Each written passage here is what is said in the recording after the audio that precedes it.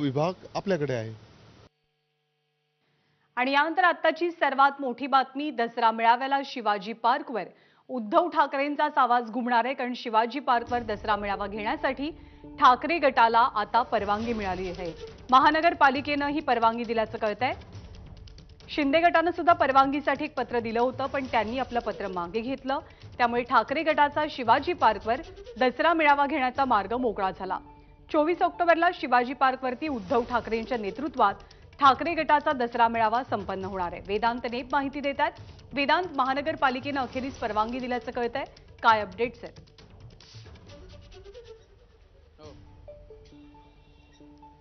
ज्ञानदा, ज्या प्रकारे आपण बघितलं, दोन्ही गटांनी शिवाजी पार्कवर दसरा मेळावा घेता यावा यासाठी आग्रही भूमिका घेतली होती. मात्र 2 दिवसापूर्वी शिवसेना शिंदे गटानं आपला जो अर्ज होता परवानगीसाठीचा तो मागे घेतला, ज्यामध्ये सांगितलं की आम्ही सामंजस्याची भूमिका घेत आहोत आणि मुख्यमंत्री एकनाथ शिंदे यांच्या सूचनेनंतर आम्ही मुंबई महापालिकेच्या जी नॉर्थ या विभागीय कार्यालयाला जे पत्र दिलं होतं ते मागे घेत आहोत.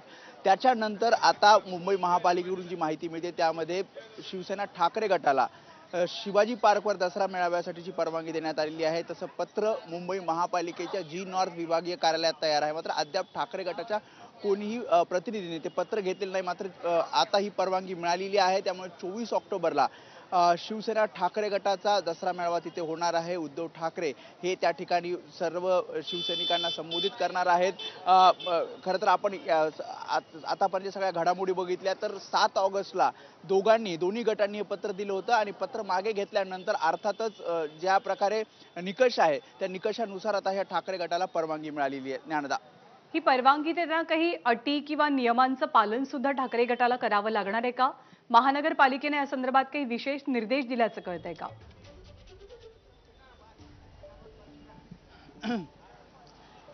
ज्या प्रकारे काही ठराविक दिवस असतात जिथे शिवाजी पार्क मैदान हे कार्यक्रमांसाठी, राजकीय सभांसाठी दिलं जातं आणि त्यामध्ये दसऱ्याच्या दिवशी सुद्धा हे मैदान राजकीय सभांसाठी दिलं जातं.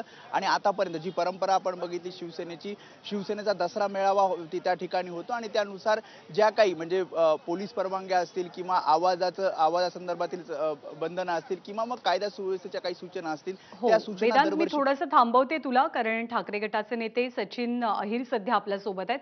सचिनजी नमस्कार. अखेर आपल्याला परवानगी मिळाली आहे शिवाजी पार्कवर दसरा मेळावा घेण्याची. आपली प्रतिक्रिया? हे नैतिकतेचा विजय आहे आणि खरं तर या अगोदरच महानगरपालिकाने थोडा जर शुद्ध विचार करून घेऊन जर ही परवानगी अगोदर दिली असती तर अजून आनंद झाला असता. पण उशिरा का होईना त्यांना आता हा शहाणपणा जरी आलेला आहे. कारण आपण पाहिलं असेल की नैतिकतेचा अधिकार आम्ही यासाठी सांगतोय की परवानगीमध्ये जी तांत्रिक गोष्टी होती त्यामध्ये पण अर्जदारांचा जो पत्ता होता तो सेना भवनमध्ये होता. आजही सेना भवनमधून आपण सर्व पत्रव्यवहार करतो आणि आमचा पत्रव्यवहार फार अगोदर गेला होता. ॲडव्होकेट अनिल परबजी पण जाऊन भेटून आले. त्यावेळी पण त्यांनी तीच विनंती केली होती की आम्हाला जे गेल्या वर्षी जे कोर्टाने जी आम्हाला परवानगी दिली त्या आधारावरतीच आम्हाला ही परवानगी मिळावी. तर किमान उशिरा का होईना परंतु त्यांनी ही दिलेली आहे. आणि जे नियम अट टाकली आहेत हे काय आजच आमच्यासाठी नवीन नाही आहे. वर्षानुवर्ष माननीय उच्च न्यायालयाच्या आदेशाप्रमाणे, निर्देशाप्रमाणे हा अत्यंत पद्धतशीर, शिस्तप्रिय शिवसैनिकांचा भव्य मेळावा हा झाल्याशिवाय राहणार नाही. मैदान तर आपल्याला मिळालंय, पण आपल्या विरोधी गटानं एक थेट आरोप केला होता की मैदान तुम्ही मिळवाल, पण बाळासाहेबांच्या विचारधारेचं काय, विचारांच्या परंपरेचं काय, त्या वारशाचं काय? तो वारसा आम्ही आमच्याकडे घेतला आणि आम्ही तो वारसा पुढे सुरू ठेवतोय, असा थेट दावा आहे शिंदे गटाचा, शिवसेनेचा. कोणी बोलून ते वारसा असं होत नाही. शेवटी त्याच्या विचारांनी जी असणारी जी लोक आहेत या दसऱ्याच्या निमित्ताने बाळासाहेबांचा विचार घेऊन कोण येतोय, काय येतोय हे गेल्या वर्षी पण देखील आपण पाहिलं. आणि मला वाटते विचाराचा सोना लुटण्यासाठी लाखोच्या संख्येने शिवसैनिक गेल्या वर्षी पण आले होते. याही वर्षी तो उत्साह अजून वाढलेला आहे. कारण आमच्या पक्षामध्ये सैनिकांचं भरणं, कार्यकर्त्यांचं भरणं आणि विशेषतः वेगवेगळ्या समाज आणि जातीचं पण देखील मोठ्या प्रमाणावरती प्रवेशाच्या माध्यमातून असेल किंबहुना पाठिंबाच्या माध्यमातून पण आपल्याला पाहायला मिळतोय. तर खरा विचार इकडेच आहेत. तुम्ही गेल्या वेळी बघितलं कशा खुर्च्या खाली होत्या, ते विचार ऐकणारे लोक कोण होते, कोणी आणले होते. आणि ते ज्यावेळी माननीय मुख्यमंत्र्यांचं ज्यावेळी भाषण सुरू झालं तर किती लोक होते नव्हते हेच आपणच आपल्या चॅनलच्या माध्यमातून लोकांना दाखवलेलं आहे. अच्छा, 2 मेळावे म्हणजे गेल्या वर्षीप्रमाणे यंदाही शिवसेनेचे 2 मेळावे होत आहेत. छोटासा प्रश्न विचारते मी आपल्याला. तुमची तयारी कशी सुरू झालेली आहे मेळाव्यासाठी, कार्यकर्त्यांना मुंबईत एकत्र करण्यासाठी?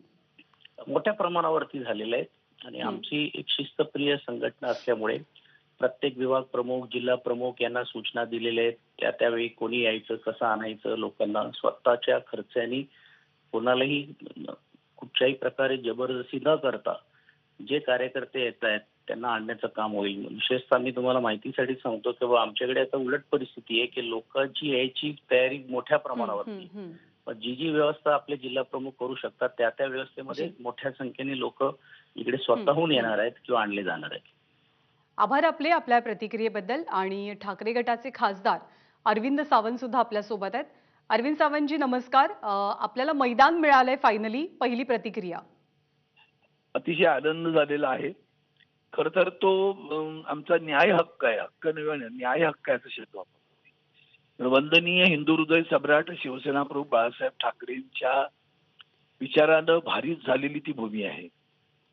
तिथं शिवसेनेची स्थापना झाली, तिथं शिवसेनेचा स्थापना सोहळा झाला आणि तिथं 50 वर्ष शिवसेना प्रमुख जवळजवळ विचार देत होते आणि त्या विचारांना भारीच झालेली त्या भूमीवर आदरणीय उद्धवजी ठाकरे साहेबांनी त्यांच्या पावलावर पाऊल ठेवून काकणभर पुढं अनेक प्रतिकूल परिस्थितीमध्ये मात करून शिवसेना पुढे आणलेली आहे.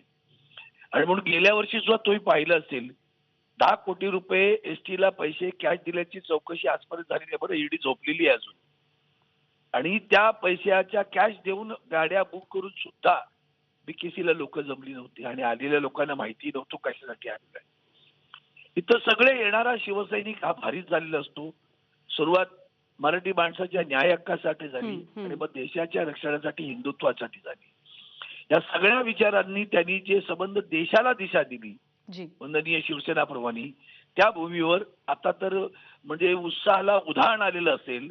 कारण ज्या पद्धतीनं केंद्रामध्ये आणि राज्यामध्ये सरकार वागतायत आणि ज्या पद्धतीनं आदरणीय उद्धवजी एका रॉक ऑफ जिब्राल्टर जसं इंग्रजीमध्ये म्हणतात तसे ठामपणे उभे आहोत, ते पाहिल्यानंतर उधाण येणार आणि त्याला महाराष्ट्राच्या चारी कान्याकोपऱ्यातून लोक उद्याच्या मेळाव्याला निवडणुका पण आहेत. म्हणजे मेळाव्याच्या पार्श्वभूमीवरती महत्व का आहे तर निवडणुकाही जवळ येत आहेत, त्या दृष्टीनं अर्थातच मेळावा त्याच्याबद्दलची उत्सुकता असेल.